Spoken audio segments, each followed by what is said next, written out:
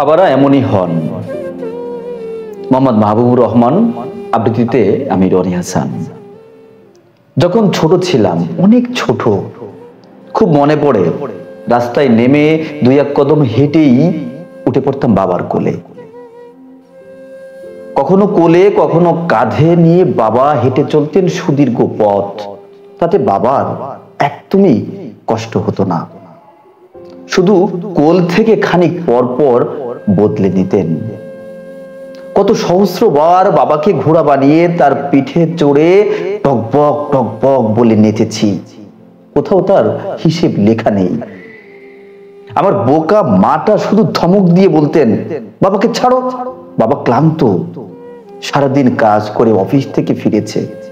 কিন্তু আমি দেখেছি বাবা একদমই ক্লান্ত ছিলেন না। আমার সাথে বাবাও টকবক টকবক বলে মেঝেতে হামাগুড়ি দিয়ে ছুটতেন।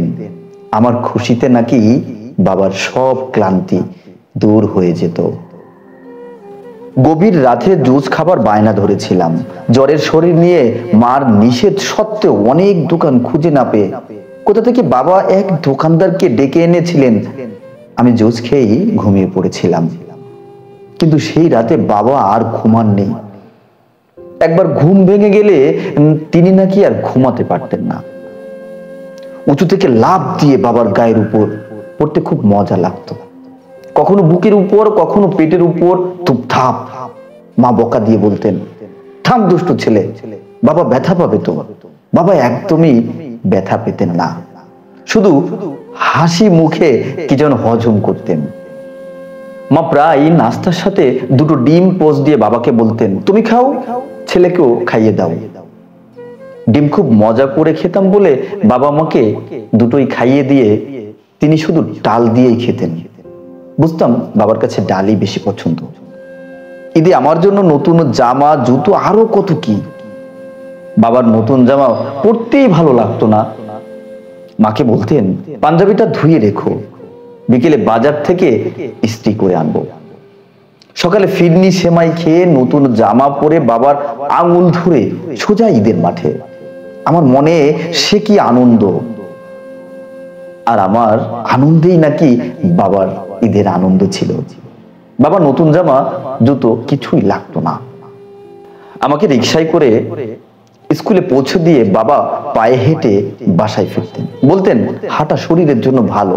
বলতাম, তাহলে আমিও হাঁটি বাবা, আমার শরীরও ভালো থাকবে। তিনি বলতেন, বাবা সাথে থাকলে ছেলের শরীর এমনিতেই ভালো থাকে, তাই আমাকে হাঁটতে হবে না। তিনি ঠিকই বলতেন, বাবা পাশে থাকলে আসলেই ছেলে ভালো থাকে। আজ তোমার সব কথা আমি বুঝি বাবা।